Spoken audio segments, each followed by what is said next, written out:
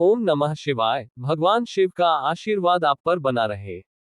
आपकी सभी इच्छाएं पूरी हो। वैदिक रत्न गुरु के YouTube चैनल पर प्रिय दर्शकों आपका स्वागत है। शुक्रवार 24 नवंबर 2023 का पंचांग। सबसे पहले जानेंगे द्वादशी तिथि के बारे में, क्योंकि शुक्रवार को द्वादशी तिथि है। पंचांग की 12वीं तिथि को द्वादशी कहते हैं। ये तिथि मास में 2 बार आती है, पूर्णिमा के बाद और अमावस्या के बाद। पूर्णिमा के बाद आने वाली द्वादशी को कृष्ण पक्ष की द्वादशी और अमावस्या के बाद आने वाली द्वादशी को शुक्ल पक्ष की द्वादशी कहते हैं। द्वादशी तिथि अर्थात 12वीं तिथि। इस तिथि के दौरान सूर्य से चंद्र का अंतर 133 डिग्री से 144 डिग्री तक होता है, तो ये शुक्ल पक्ष की द्वादशी होती है, और 313 डिग्री से 324 डिग्री की समाप्ति तक कृष्ण द्वादशी तिथि होती है। इस तिथि के स्वामी श्री विष्णु हैं।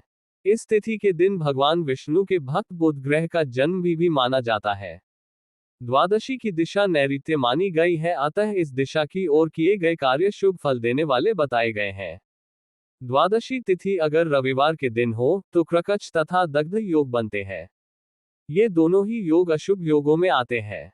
इस तिथि में जन्म लेने वाले व्यक्ति को श्री विष्णु जी का पाठ करना चाहिए।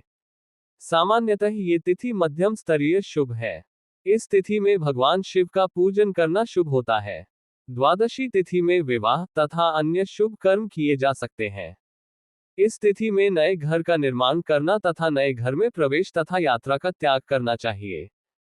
चंद्र मास के अनुसार द्वादशी तिथि भद्रा तिथियों में से एक है।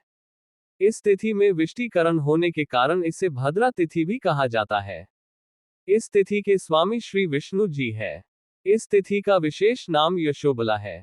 इस तिथि के विषय में, इस तिथि में चंद्र की कला से जो अमृत निकलता है उसका पान पितृगण करते हैं। द्वादशी तिथि को मसूर की दाल एवं मसूर से निर्मित कोई भी व्यंजन नहीं खाना, नहीं दान देना चाहिए।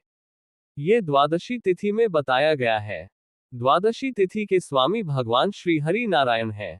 द्वादशी तिथि के दिन भगवान नारायण की श्रद्धा भाव से पूजा अर्चना की जाती है। साथ ही भगवान नारायण के नाम एवं स्तोत्र जैसे विष्णु सहस्रनाम आदि के पाठ एवं जप से धन, यश एवं प्रतिष्ठा की प्राप्ति होती है। द्वादशी तिथि के दिन तुलसी नहीं तोड़ना चाहिए। द्वादशी तिथि के दिन भगवान नारायण का पूजन और जप आदि करने से मनुष्य का कोई भी काम बन जाता है। ये द्वादशी तिथि यशोबली अर्थात यश प्रतिष्ठा एवं प्रदान करने वाली तिथि होती है। ये द्वादशी तिथि सर्वसिद्धिकारी अर्थात कई प्रकार की सिद्धियों को देने वाली तिथि भी होती है। द्वादशी तिथि में जन्म लेने वाले व्यक्ति का स्वभाव अस्थिर होता है। इनका मन किसी भी विषय में केंद्रित नहीं हो पाता है। इस व्यक्ति का मन हर पल चंचल बना रहता है। इस तिथि के अनुसार जातक का शरीर पतला होता है। स्वास्थ्य की दृष्टि से सामान्य स्थिति अच्छी नहीं है। ये यात्रा के शौकीन होते हैं। द्वादशी तिथि के दिन इन उपायों को करने से मिलेगी अपार तरक्की, फैलेगी चारों तरफ यश कीर्ति।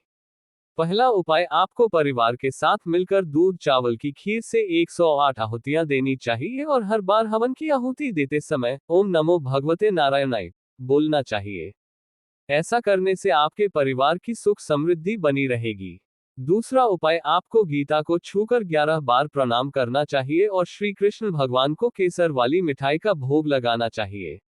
ऐसा करने से आपके जीवन से बुराइयां दूर होंगी और आप बहुत उन्नति करेंगे। शुक्रवार को भूलकर भी नहीं करना चाहिए ये काम, मां लक्ष्मी हो जाती है रुष्ट। नैऋत्य, पश्चिम और दक्षिण में यात्रा न करें।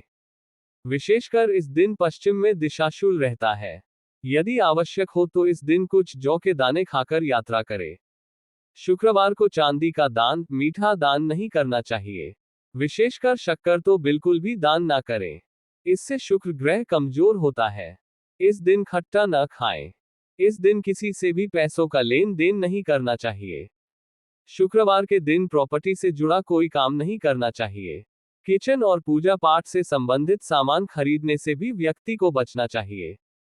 अब आज का पंचांग जान लेते हैं। अनला संवत्सर विक्रम संवत 2080, शक संवत 1945। मास कार्तिक, शुक्ल पक्ष, वार शुक्रवार, अयन दक्षिणायन, दृक ऋतु, हेमंत, त्योहार और व्रत, प्रदोष व्रत, तुलसी विवाह। नक्षत्र रेवती दोपहर 4:01 तक उपरांत अश्विनी नक्षत्र। द्वादशी तिथि 24 नवंबर प्रातः 7:07 तक उपरांत त्रयोदशी तिथि। योग सिद्ध प्रातः 9:05 तक, उसके बाद व्यातिपात योग।